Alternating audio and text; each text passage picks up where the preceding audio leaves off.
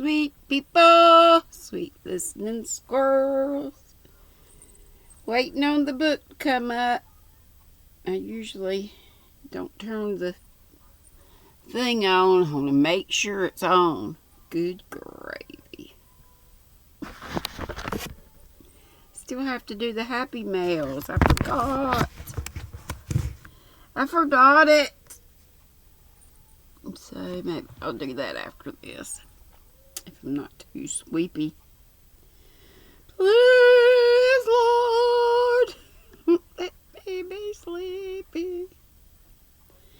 Let me be able to read well, read all the big words, know what they mean. You'd think I would, being a teacher and all, but hey, teachers don't know everything. And this teacher's been retired a number of years. Yes. Quite a few. And I'm so thankful that the Lord let me live to see an early retirement and let me live several years beyond. Probably been about 12, maybe even close to 13 years. No, 11, maybe 11. Yes, and it was right before Christmas break too. What a crazy time. It was during my period of crazy, the beginning of my crazy. The beginning of a 3-year crazy. I sure did have fun some of that time. Some of it was terrible. Terrible. Okay, what's happening? What's the buzz? Tell me what's happening. Okay, here we go. Here we go.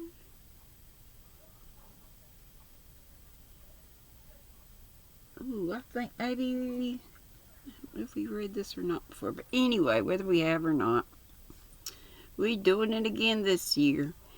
And again, this is from Louisa May Alcott, and it's called Cousin Tribulation's Story, first published way back in 1868.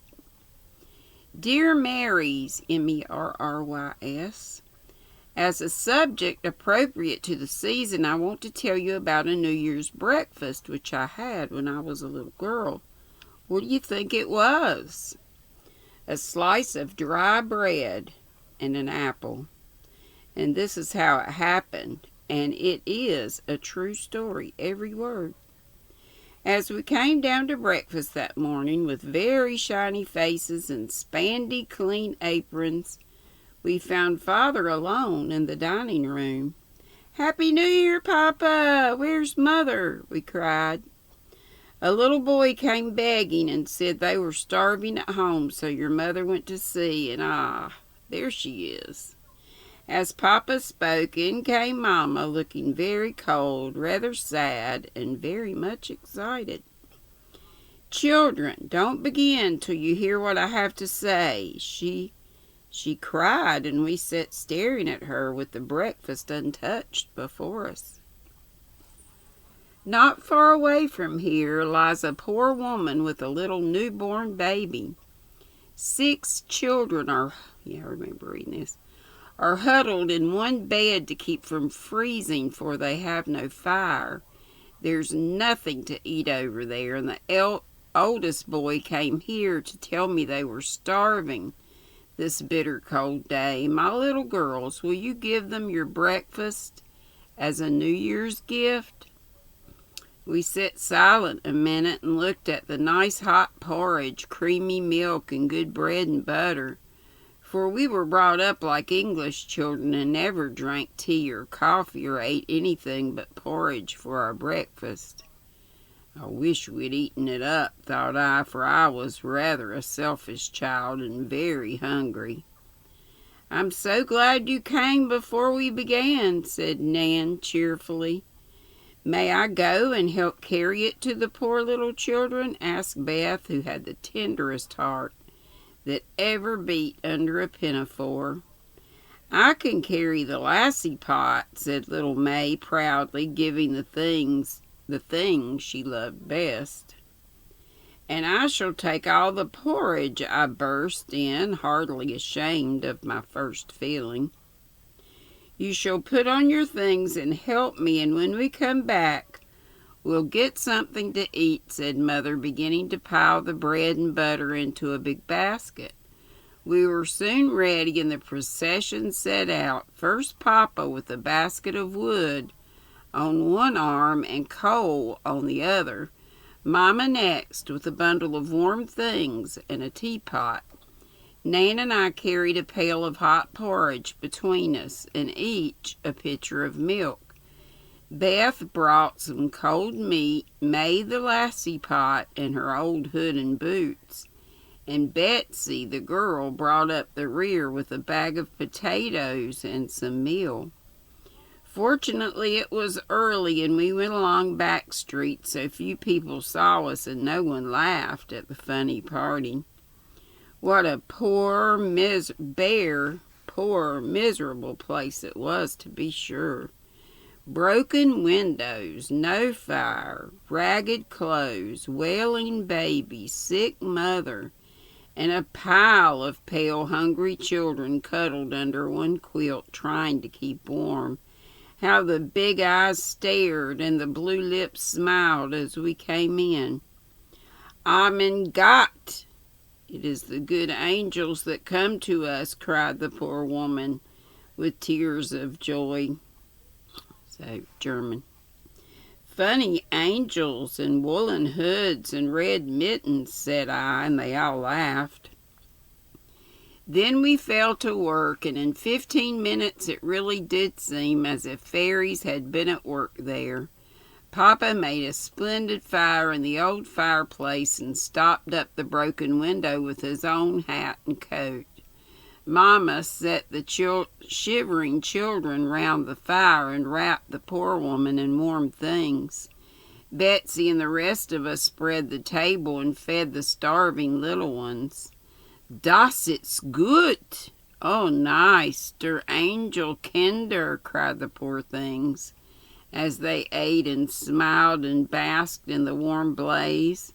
We had never been called angel children before, and we thought it very charming, especially I, who had often been told I was a regular Sancho. What fun it was!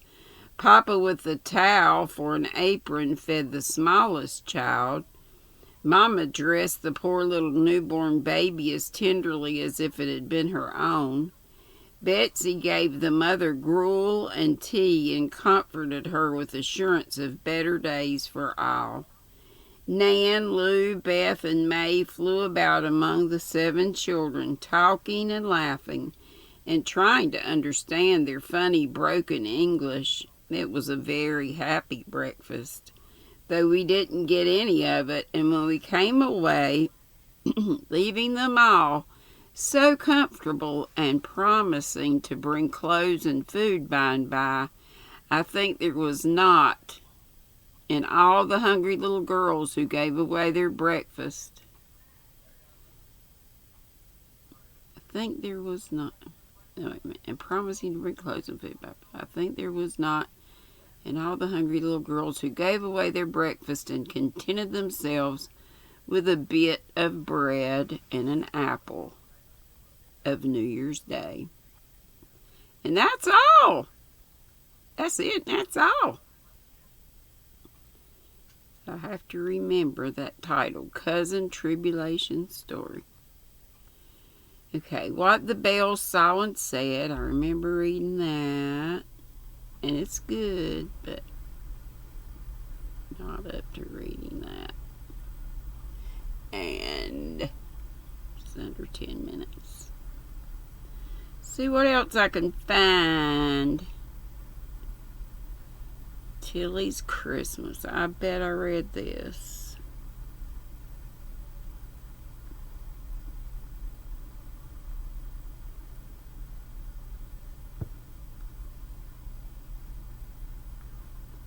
And Teresa surprises.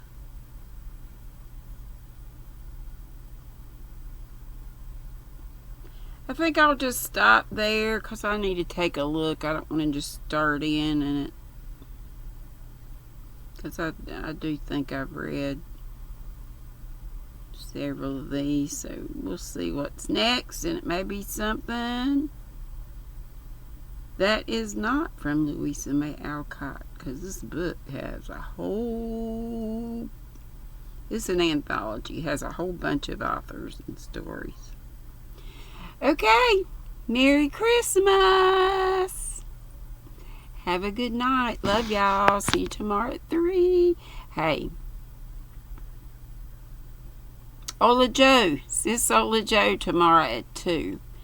And being as it will be Sunday, I hope Christy, Crochet Creations by Christy, will be on. I hope. At 10 bells in the morning. And Miss Classy, DIY Creations, Jeanette. DIY Creations. She comes on right after Christy. Well, at 11. Sometimes Christy goes over a little bit, but not often. See y'all later. Love you bunches. Bye-bye.